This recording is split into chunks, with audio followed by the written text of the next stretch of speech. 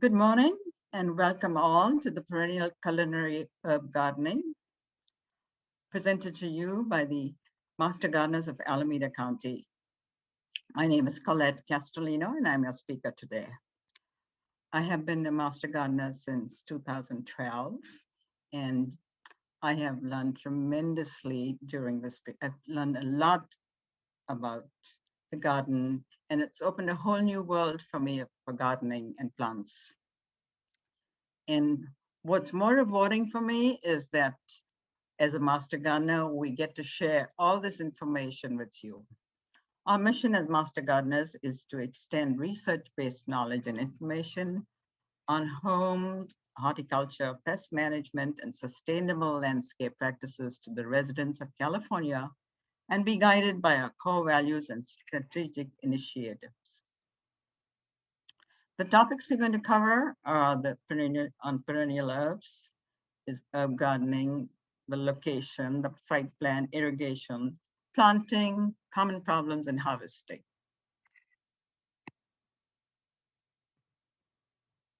And with that, we go to perennial herbs. Perennial herbs typically live for more than 3 years, and they flower at least twice. And biennial, as the name says, it's 2 years, and annual herbs is 1 year. Today, we're only discussing the perennial herbs, not the annual herbs, which you see a lot. Choosing your herbs. Why are you growing herbs? Because you want to use them. So you want to check a list of what you use, and that's where you start. Or you want to experiment with something new. It's another way of going it. So among the perennial herbs, mint is the most popular one all over the world. And we will start with mint. There are several species and cultivars of mint available with a wide range of aromas and flavors. It's used in tea and salads and a whole lot of things. Lemon balm also belongs to the mint family. Oregano. It's a Greek oregano, performs best in cool climates. Marjoram is sometimes interchanged with oregano. Some people if you find oregano too strong for your use in your cooking, you can substitute marjoram, and they're both shrubby perennials. Lovage. The leaves and the stem and the seed impart a celery-like flavor. Today, lovage is one of the lesser-known herbs. It's grown for the roots, stem, leaves, and seeds. There's lemon balm, verbena. This is lemon verbena. It's a favorite of the bees, and it's very aromatic, good teas. There's lavender. Expect to replace it every 3 to 5 years. Dozens of lavender types are available. Well, sometimes it can extend its life to more than 5 years. The thyme is a very hardy, woody, aromatically, and it can be used for seasoning in meats, soups, and dressings. Bay can be grown as a single trunk or a multi-trunk shrub. It is used to season stews, add flavor to stews and soups. Bay was also used in wreaths for Roman emperors.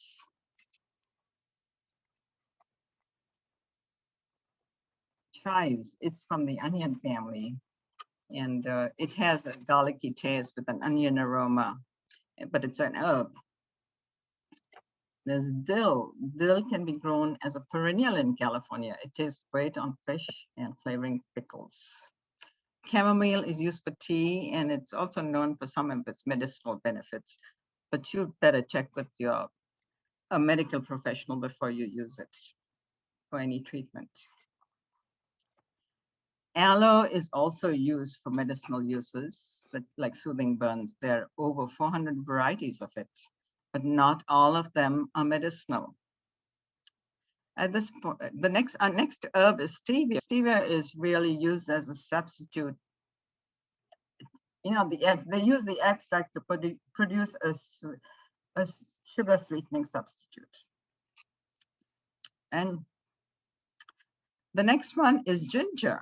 Ginger is not an herb because it's grown for its root. However, it's easy to incorporate it into your perennial garden or grow it otherwise. It is a great, it's a great thing to use in cooking.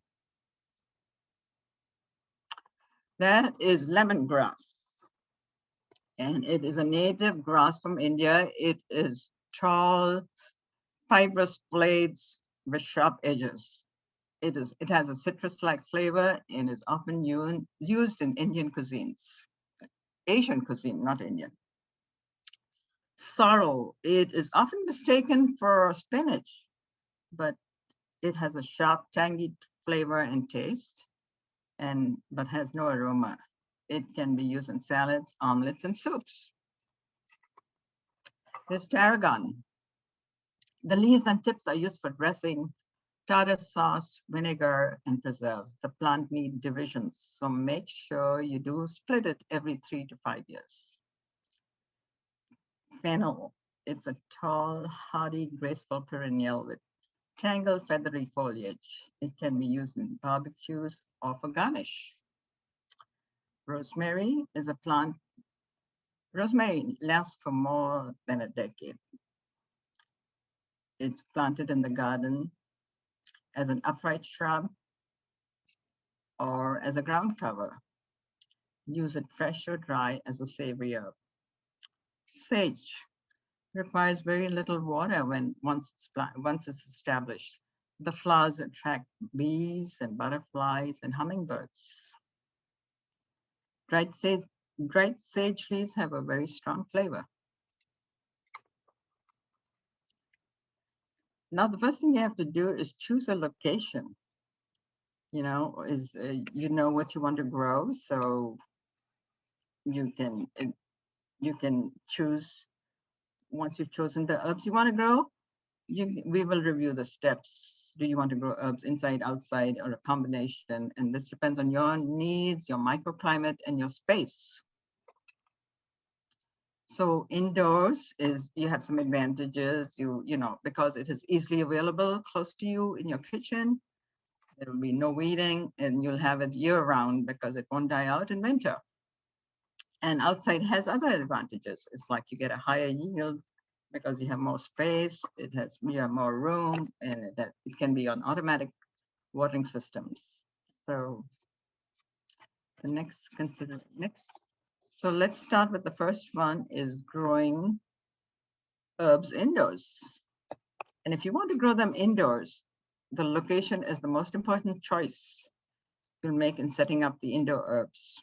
Herbs need warmth and as much natural light as possible, at least 6 hours of daylight. A south-facing window or a southwest-facing window offers the most light. A corner window is even better. If natural light, and don't get disappointed if you don't have natural light. You can always supplement the lights with high-density discharge grow lights.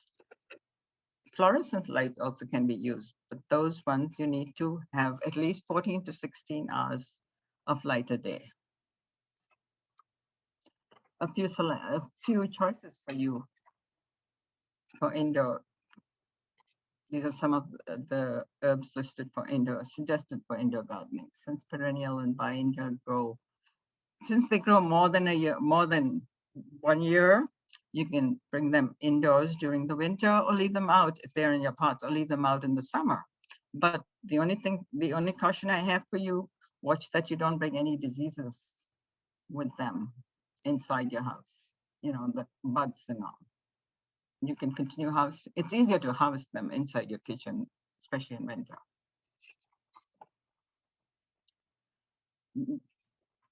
You have to have the right size container. You don't want a small little plant getting lost in a big pot. So which is why we suggest taking the right size container.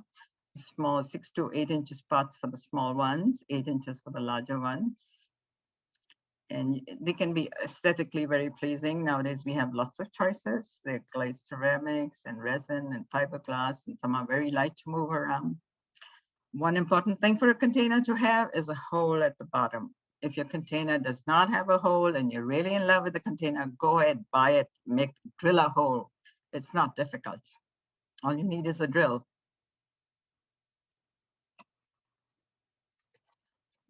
Fertilizing, medium of fertilizing tips. Because soil containers does not behave the same as the soil outside in your garden, potting soils typically formulated with a high percentage of organic materials such as bark, wood chips, peat, coir, which comes from the coconut shell, or compost. Choose a soil with high quality ingredients, so that also that has some vermiculite and perlite for good drainage. Never permit, you don't ever want your soil to completely dry out. How much is enough? And yet not too much. Indoor herbs, enough water to keep them moist. Let the top of the soil or the growing media dry out completely before waterings. Check the moisture level while you're learning how often you need to water.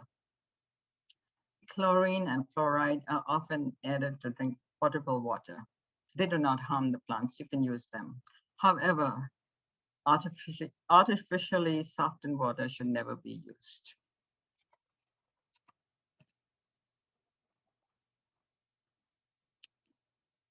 A challenge with going indoors is humidity or lack of it. Home heating system are dry heat resulting in lack of moisture in the plant leaves, even though they are watered. So you want, and remember, the key point over here is 65 to 80 degrees. Herbs prefer that temperature. Now growing herbs outdoors. The consideration for it is ideally, if you want to choose the best place to have your herbs is close to your kitchen, which encourages you from using it. Walking, you don't have to do a long walk to get to the herbs. You have them right there and you can use them fresh as ever. And there's several places you can consider when you're planting them. And we will deal with all of these as we go on. Excuse me. Now, containers are not used just for indoor herbs. You can also grow your herbs outdoors in containers. They will also need, you'll have to treat them differently because they would need some, they can be treated as your garden soil. Because as you water them, some of the nutrients leach out, so you would have to fertilize them. The advantage of having having them in containers, you can move it to a sunny spot. Well, herbs need 6 to 8 hours of sun each day to produce the essential oils that give them the wonderful taste and smell. The most prefer full sun as long as the regular summer temperatures don't rise above 90 degrees. If you have very warm summers, then I suggest placing them under filtered light, such as under a tree. Or you can place them in an area which gets morning sun and afternoon shade.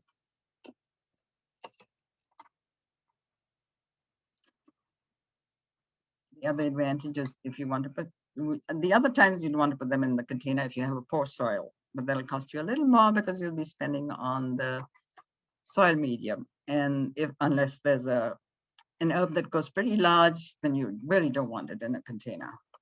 And they do better in the ground.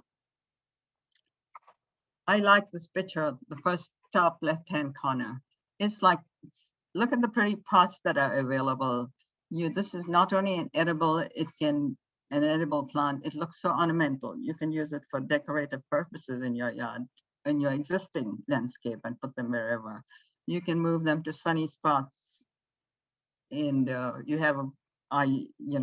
can use them when you have guests over. You can move them in strategic location to add to the ambience of the day.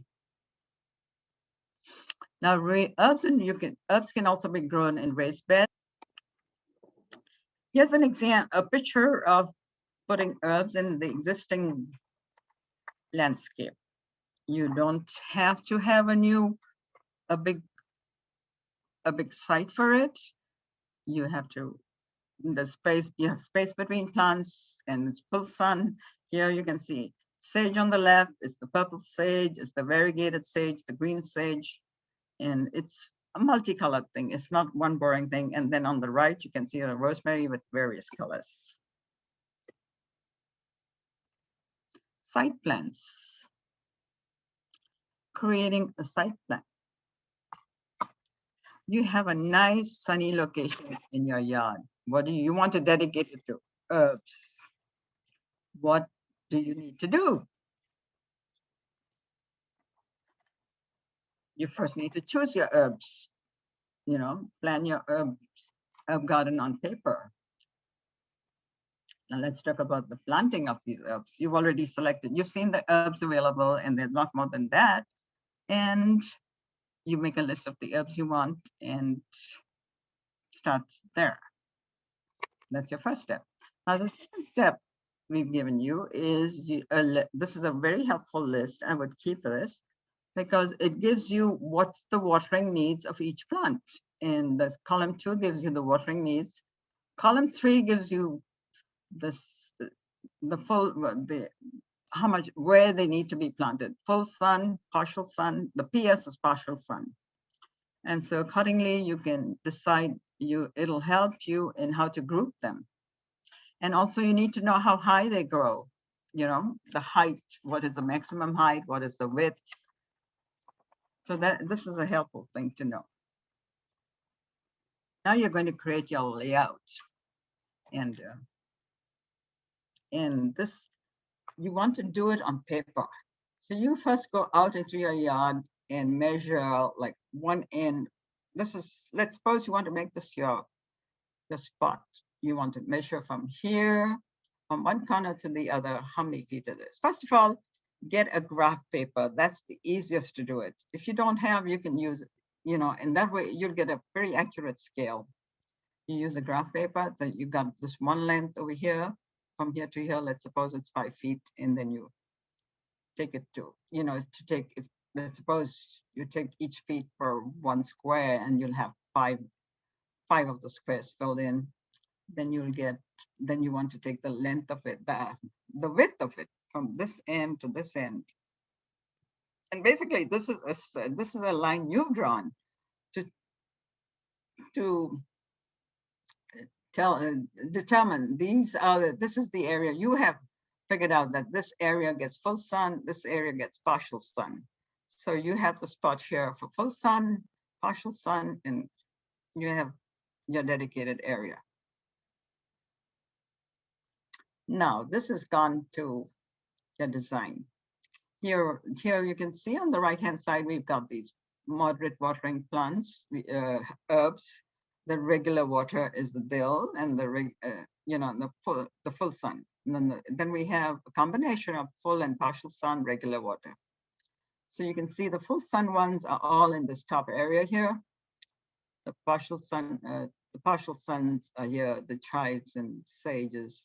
You can put it, and it doesn't have to be just perennial herbs. You can add in anything you want. You can add in the parsley. There's parsley over here at the end to make a pretty border. You can still make it pretty with flowers, adding hummingbirds, but since you want to make it your herb garden, let it be your herb spot. And this is a picture where it shows you like how to do it. The tall plants at the back, so these plants still get their sun here. It doesn't block the sun. And then, the tall plants are listed over here, like borage, dill, tarragon, chervil, lavage, lemon balm, oregano. And then there's small plants, the parsley, thyme, marjoram. Or you can even do a theme garden. It's really up to you. You are the gardener and you're in charge. So go for it.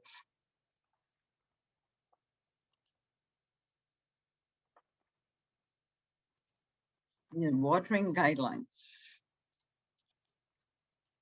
Always group plants together by their watering needs, little or moderate. So when you have little or moderate, you have to let the soil dry out before watering. You want the soil moist but not soggy. Basically, light watering brings the roots to the surface, and you really don't want the roots to be at the surface. You want the roots to be down. So avoid light waterings. And the reason you water I'm suggesting watering in the morning because there's the least amount of evaporation. And deep watering is like, the deeper the roots, the more you want to water. You want to do deep watering. And the raised beds again require frequent watering and will be covered more in the workshop next week. And the seasons matter. When it's too hot, you want to water it more frequently, and hot days maybe even more frequent. And late in the fall, you want to reduce the amount of watering you have.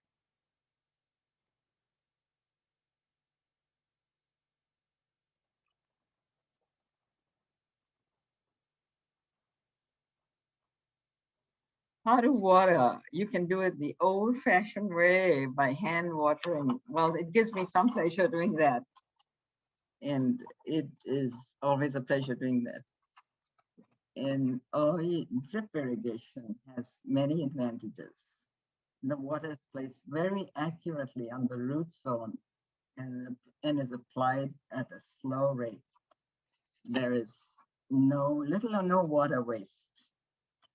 Because it is watering on a specific place, the water goes only to the root, and you've discouraged weeds from growing around. They're not being watered.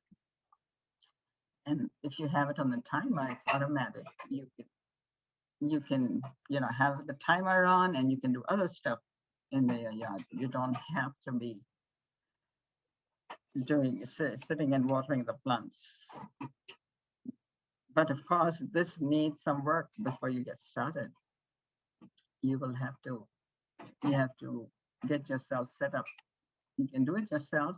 Key components of it are having a tubing the tubing with internal emitters every 12 to 18 or 24 inches, depending on your plants, how far they're spaced, and the timers.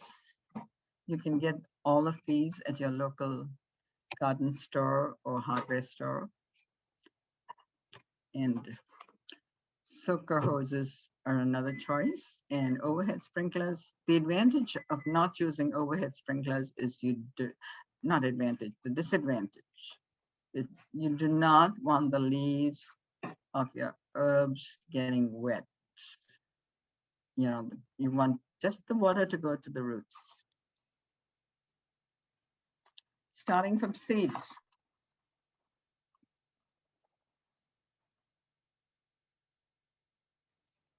Okay. Many herbs can be started from seed, but a few like rosemary, oregano, and thyme that will take better to propagation by cutting or being transplanted. Decide what herbs you wish to grow and read up and find out how they are best planted. Read the packets on your herb packets, because they have a lot of useful information. And they're very specific to the zone. They specify what zone you're in.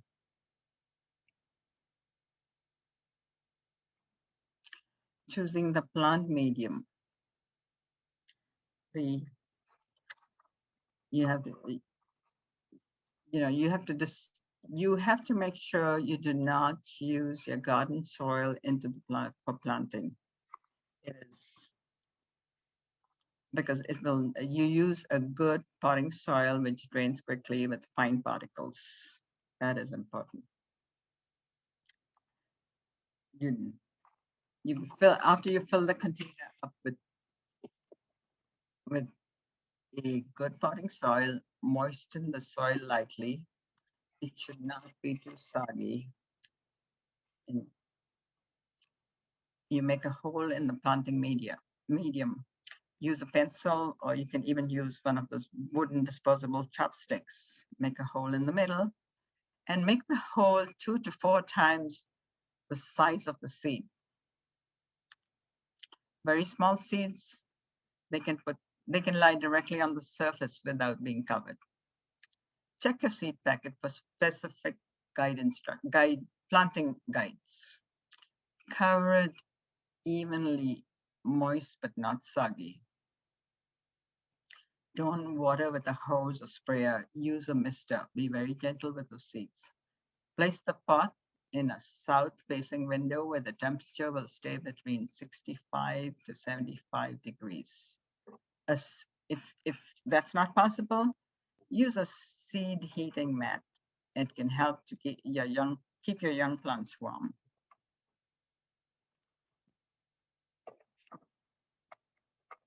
Okay, caring for seedling. The ideal time to transplant young seedling is when they're small, usually when the first true leaves appear. After 2 to 6 weeks, the seedlings will be ready to move outside.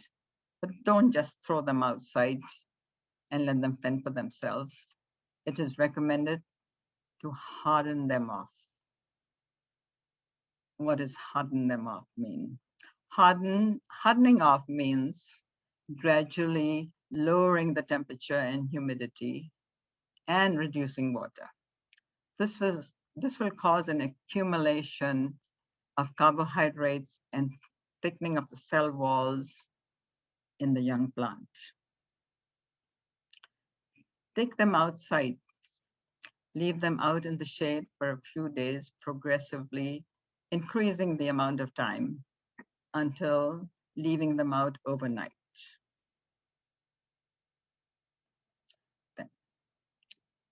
Then, after 2 weeks, when they're ready to move outside, they are small, and when the first true leaves appear. So when you move them out, first get your beds ready. Prepare the pots or the bed, wherever you're planting them. If you're bringing them for indoors, if you're putting them in a container, have the container ready so you're saving the amount of time, or the bed ready if you're putting it outdoors. So remove the seedling from the container and check the root balls. See if any of them need to be trimmed. If there are too many roots, kind of separate them and cover them with the soil, make like a root, with your moisture, with your potting soil, and then put it in the hole which you made. So seeds need to be constantly moist. And they're still very tender, and you don't want to use the hose or sprayer. You want to keep them moist. You want to keep them fully moist, but not soggy. Fertilizing. Seeds have enough energy to emerge and produce 2 leaves. After that, they need fertilizer. Fertilizer is even more important when you're going to put them in containers. If you put them on the ground in your garden, the need for fertilizers is not that important, but in a pot, they're more important because the plants, the herbs use them up, and also when you're watering them, some of the fertilizer get leached out. You want to use a good fertilizer, like a 322, a diluted liquid, in a diluted 322 to help it. You don't over fertilize, because too much of a good thing is not all that good, because you'll get a bigger plant, yes, but what about the leaves? Well, the flavor will not be as strong. So you want the flavor, really. When you grow herbs, you're growing them for flavor. You don't want a big plant. The other thing is is, yes, the other thing you could do is for fertilizing, you can use a, a, a slow release organic fertilizer. So when you're preparing your potting soil before you transplant the seedlings. So that'll also work.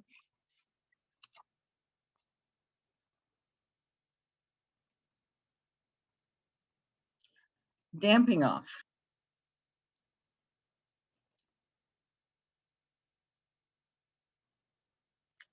So what is damping off? And it is caused, damping off is a term used when seedlings die or fail to thrive, and it is caused by fungus.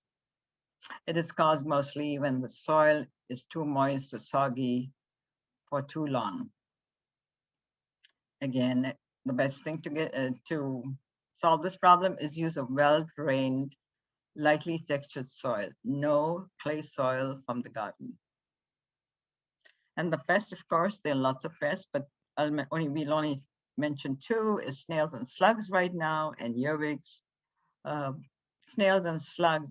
For snails, you can create a copper barrier, or you can hand pick them on early in the morning, create traps, using a board, lay it over, and in the morning you can go and look underneath there. You'll find them hiding.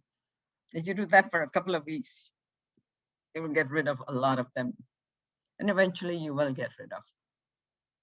Earwigs are beneficial to the garden, but they also damage your seedlings. They eat. So you can wet a newspaper over there, soak a newspaper, roll it up, leave it there, and you'll get a lot of earwigs the next morning. Those are friendly ways to, environmentally friendly, non-chemical ways to get rid of them. And Sandy will put some in your chat box. You'll find something about the IPM, and she has put some in there. You might use that link to go and find out more about that.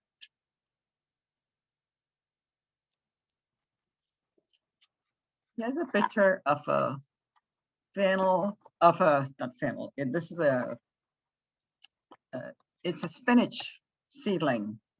And if you look on the left, you can see the dried up leaves of the seedling that have come to damping off. What do you do to, how and what do you do to avoid it?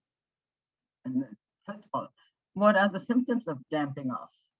Damping off happens when seedlings fail to come up or die soon after they've emerged. On seeds rot before they germinate, or shoots get decayed before they emerge, or stems of the seedlings may be attacked near the soil line, causing young plants to collapse. These diseases are often collectively referred to as damping off, and they're caused by a number of pathogens in the soil.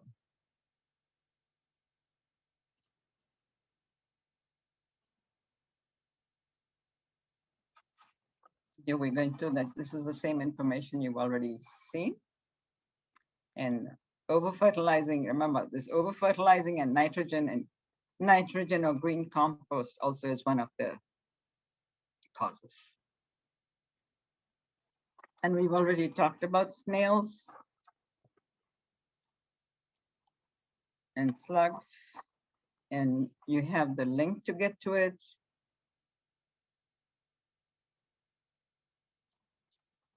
And now we're going to talk about harvesting your herbs. Okay, since you have different kinds of, different kind of herb need different kind of harvesting. If you're harvesting for leaves only, you want to use a small scissor with pointed tips.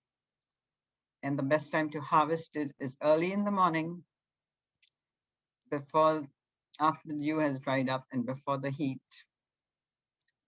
You use the scissors and you chop off the leaves. Harvesting flower, you got to harvest them before it flowers. Harvest herbs before the flowers because they have the the most potent before the flowers, because part of the energy is gone in the flowers. Many herbs like mint and chives and oregano go better with constant pruning and harvesting. So, for mint, you can even dry mint. It tastes pretty good, dried mint. It's not the same as the fresh, but you can use it. Then the grab and cut method is for herbs with multiple straight stems that grow about the same height, like chives or coriander or tarragon, oregano. They all fall under this category. So you grab them together and then you cut them. The next method is the stem-by-stem method. This method is used for herbs with stems growing at different heights.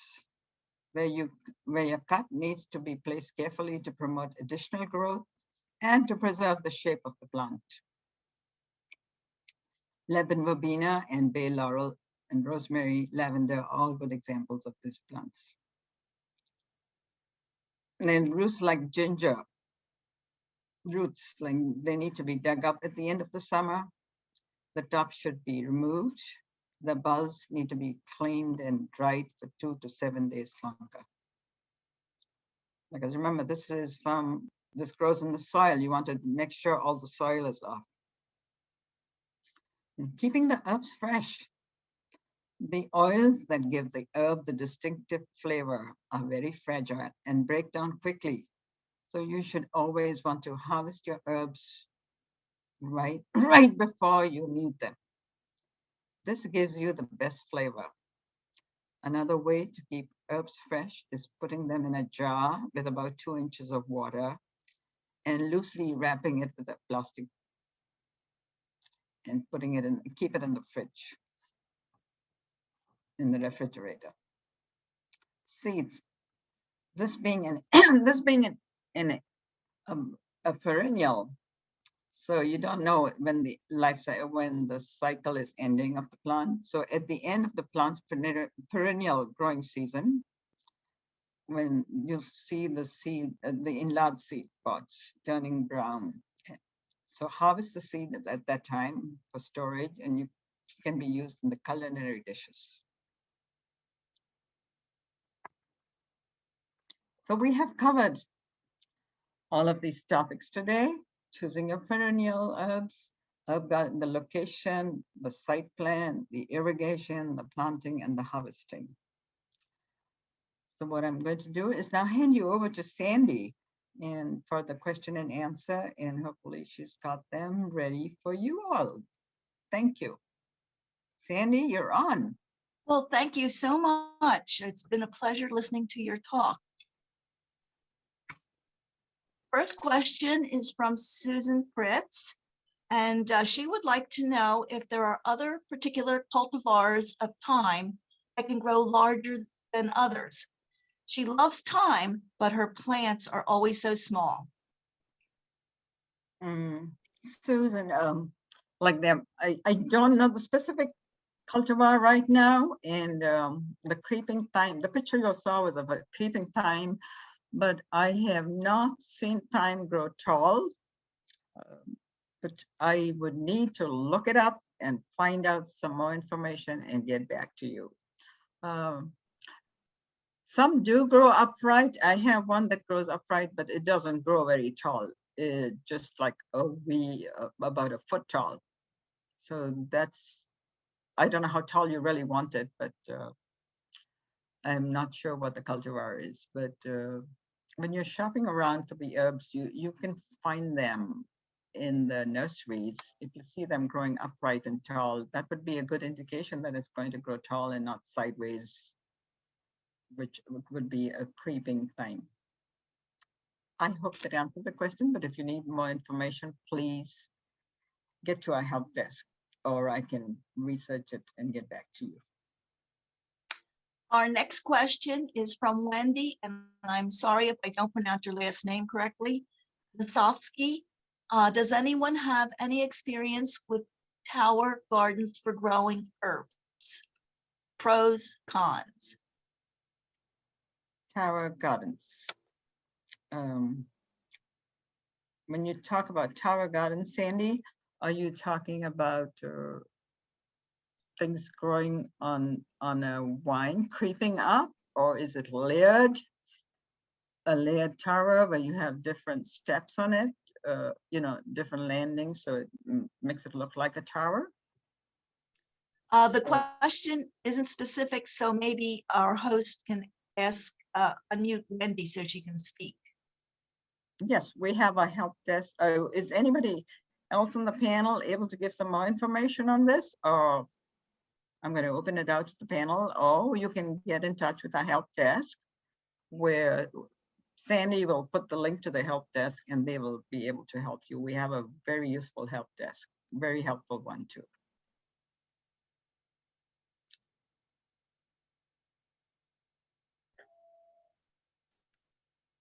Okay, do we wish to go to the next question? Yeah, let's go to the next question. Okay. The next question is from Linny San. Will this talk be available for watching later? Yes, it's been recorded, and I am not sure exactly where and when it will be available, but you could look at our website and find out, or call our help desk and find out. Good to know. Thank you. Sandy, this is Irene. I think Connie might be able to answer that question. Connie, do you have So information? typically the videos will be available on our YouTube channel roughly 2 to 3 weeks after the talk. Okay, I hope that answers you. Okay. Next question from Jane Margold to can sumac grow in the Bay Area? If so, any suggestions for finding seeds? I do not, yes, it does grow, but not all sumac is edible. There's just a specific one. I think you're referring to zatar, which is used in the Arabic cuisine. That does grow. I've not grown it here, and I don't know, but it's a kind of a thyme. It comes from thyme family. You're not talking about sumac tree, because that sumac tree is not the same as No. the thyme. Okay. Do you know a source for the seeds at all? I would go online and check catalogs and check, one of them would have it. I do not have a specific company in mind. Does anybody else on the panel know anything more about sumac?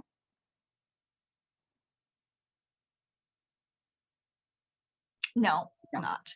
I guess So not. Wendy does have an extension to her question. It's a garden tower that you can purchase that uses water to grow. It's a specific product. So I'm thinking from what she's saying, it's Oh, the garden tower is this one. Okay. All right. So can you please repeat the question? What herbs can you grow in there? the question was, does anyone have experience with a garden tower gardens for growing herbs? But yeah, I think she was talking more of the hydroponics towers. But no, I do not have any experience on that, and I've not grown it in that. Because I could refer you to the help desk, but I don't know if anybody in the panel has a garden tower. I don't. Okay. Next question is from Sue Swindlehurst. She would like to know what the heat mat temperatures are. I think you can be regulated. They can be regulated. Check when you're buying the heat mat is what temperatures they can be regulated to. I think before you buy one, you should definitely get one where you can regulate the temperature. For your herbs, you generally need it from 60 to 75 degrees. That's what most herbs needed. Okay, thank you. So Jean Kettles or Gina Kettles has a question. I have an old white sage in a large pot that needs to grow, but I'm hesitant to put it in the ground. Okay. Why? Well, it needs to grow. Maybe you can start. I'm going to suggest that